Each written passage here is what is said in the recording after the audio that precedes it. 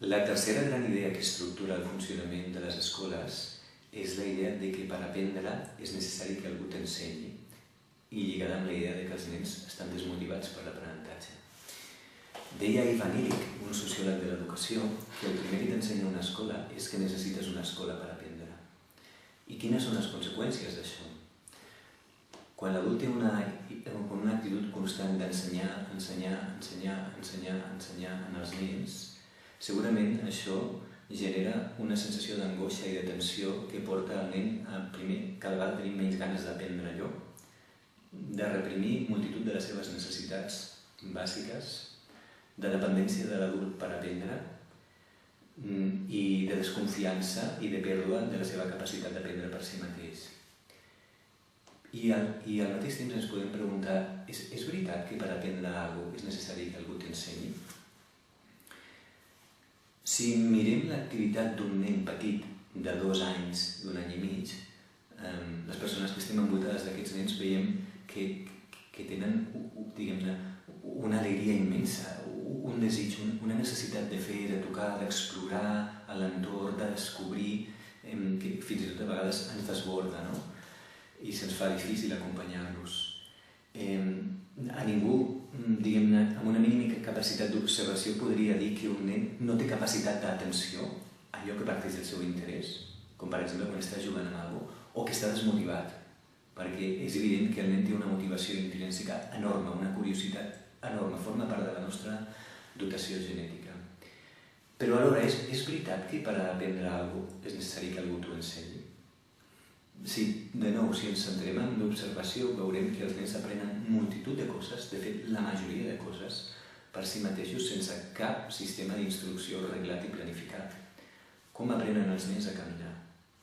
Ningú ensenya els nens a caminar i els nens aprenen a caminar i a córrer. I com aprenen els nens a parlar una llengua? Diguem-ne, una llengua que consta d'una gramàtica que té una complexitat lògica immensa, tan gran com que encara no hi ha artificis que siguin capaços d'emular la capacitat del cervell per comprendre i parlar. Sí, podríem dir que els nens assoleixen totes aquestes capacitats perquè estan dotats genèticament i precisament aquest és el fet, estem dotats genèticament amb l'habilitat de poder aprendre per nosaltres mateixos. I d'altres tipus d'aprenentatges, diguem-ne, més culturals, no tan programats biològicament, com per exemple podria ser la lectoescriptura o l'aprenentatge del sistema decimal.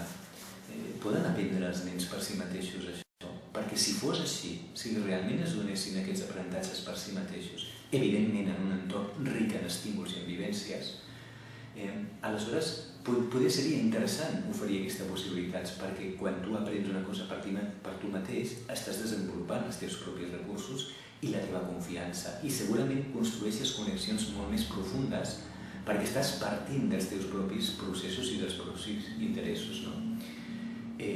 Doncs sí, les persones que treballen en escoles que respectem els processos de vida dels infants, hi ha multitud d'experiències que podem mostrar com els nens de 6-7 anys aprenen perfectament a llegir i a escriure sense cap procés d'instrucció.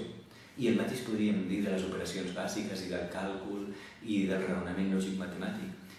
Evidentment que els nens han d'estar envoltats de vivències. Si en aquell espai no hi ha llibres, no s'expliquen contes, no s'envien missatges, d'alguna manera no hi ha una actitud de l'adult en afavorir certes vivències, doncs si els estímuls no hi són, els aprenentatges no tenen lloc per art de màgia.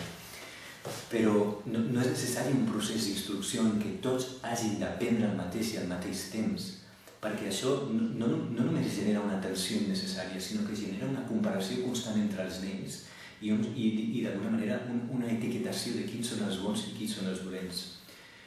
Per tant, la idea que per aprendre és necessari que algú t'ensenyi és una idea que no se sosté ni en cap lògica ni en la mínima observació. I ens podríem realment fer la pregunta de si tots els aprenentatges es poden donar d'aquesta manera, des de la vivència, des de la comunicació, des del descobriment i també des de la convivència amb altres persones que poden compartir les seves experiències, però no des d'una linealitat i una estructuració per tal que tots aprenguin al mateix temps i amb els mateixos ritmes i amb els mateixos processos i amb els mateixos materials.